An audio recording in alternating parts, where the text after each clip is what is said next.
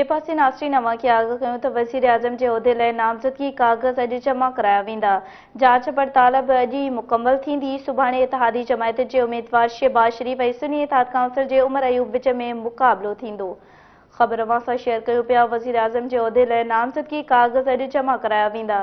जांच पड़ताल बि अॼु ई मुकमल थी वेंदी। सुभाणे इतिहादी जमायतुनि जे उम्मीदवार शहबाज शरीफ़ ऐं सुन्नी इतिहाद काउंसिल जे उमर अयूब विच में मुक़ाबिलो थींदो।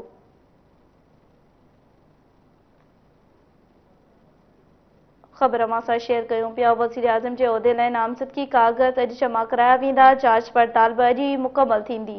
सुभाणे इतिहादी जमायतुनि जे उम्मीदवार शहबाज शरीफ़ ऐं सुन्नी इतिहाद काउंसिल जे उमर अयूब विच में मुक़ाबिलो थींदो।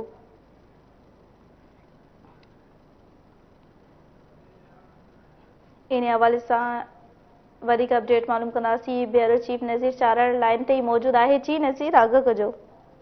जी बिल्कुल, मुल्क में हुकूमत साज़ी जो जो मरहलो आहे आख़िरी राउंड में पहुची चुको है। इन सिलसिले में सुभाणे वज़ारत उज़मा जी जेकी आहे सो चूंड कई वेंदी ऐं ॿिनि शख़्सियतुनि में जेको आहे सो मुक़ाबले जो इम्कान ॾेखारे पियो वञे।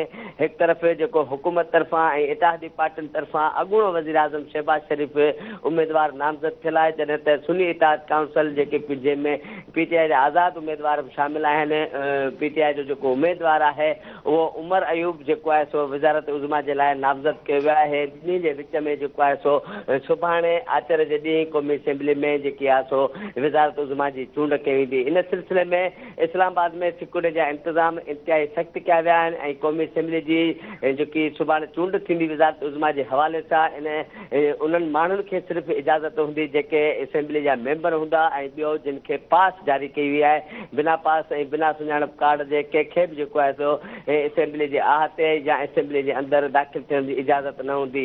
हुकूमत तरफ़ां जेको आहे सो मुसलसल ऐं ख़ासि तौर ते मुस्लिम लीग नून तरफ़ां मुसलसल इहे कोशिशूं कई पियूं वञनि त वज़ारत उज़मा जे लाइ जेके स्पीकर जेकी गुज़िरियल ॾींहुं चूंड थी जंहिंमें मुस्लिम लीग नून ऐं हुकूमत जे इतिहादीअ जो जेको उम्मीदवार हो स्पीकर अयाज़ सादिक जंहिंखे 191 वोट मिलिया स्पीकर लाइ। अहिड़े सिलसिले में हुकूमत जी जे इतिहादी पार्टियुनि जी इहा ई कोशिशि आहे मुस्लिम लीग ऐं नून ऐं ख़ासि तौर ते पीपल्स पार्टी तरफ़ां मफ़ाहमत तहत त जेकी वज़ारत उज़मा जी जेकी चूंड सुभाणे थी रही आहे उन में जेको आहे सो अॻूणो वज़ीर आज़म शहबाज शरीफ़ जेको नामज़द उम्मीदवार आहे इतिहादी पार्टियुनि जो उनखे घटि में घटि जेको आहे सो 210 खां 211 15 ताईं वोट मिलण जो इम्कान आहे। ऐं जेके मुलाक़ातुनि जा जेके सिलसिला आहिनि उहे हिन वक़्त बि जारी आहिनि ऐं जेको आहे सो मुस्लिम लीग नून तरफ़ां जेके बि पीपल्स पार्टी MQM ऐं मौलाना फज़लुर रहमान साहिब राति अॻूणे वज़ीर आज़म नवाज़ शरीफ़ जेको मुस्लिम लीग नून जो सरबराह आहे उन बि जेको आहे सो मुलाक़ात कई ऐं नवाज़ शरीफ़ ॿिन्ही वोटनि लाइ ख़ासि तौर ते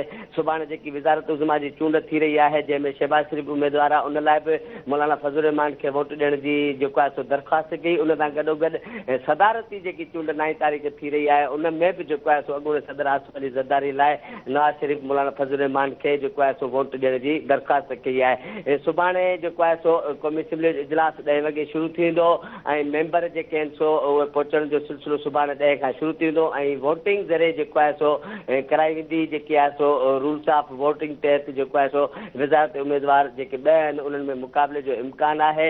हिकिड़ो PTI तरफ़ां जेको सुन्नी इतिहाद काउंसिल में शामिलु थियल आहिनि उन्हनि जे तरफ़ां उमर अयूब आहे ऐं हुकूमत जेकी ठाहे रहिया आहिनि जिन जा स्पीकर बि चूंडिजी चुका आहिनि ऐं जेके आहिनि सो डिप्टी स्पीकर बि अची चुका आहिनि ऐं हाणे वज़ारत उज़मा जे दौर में शामिलु आहिनि। उन्हनि जो गॾियल उम्मीदवार जेको मुस्लिम लीग नून पीपल्स पार्टी जा इतिहादी जेके ॿिए पार्टियूं शामिलु आहिनि शहबाज शरीफ़ आहे ऐं शहबाज शरीफ़ ऐं उमर अयूब में सुभाणे जेको आहे सो वज़ारत उज़मा जे लाइ जेकी आहे सो चूंड कई वेंदी। जी ठीकु आहे नज़ीर, अवां जी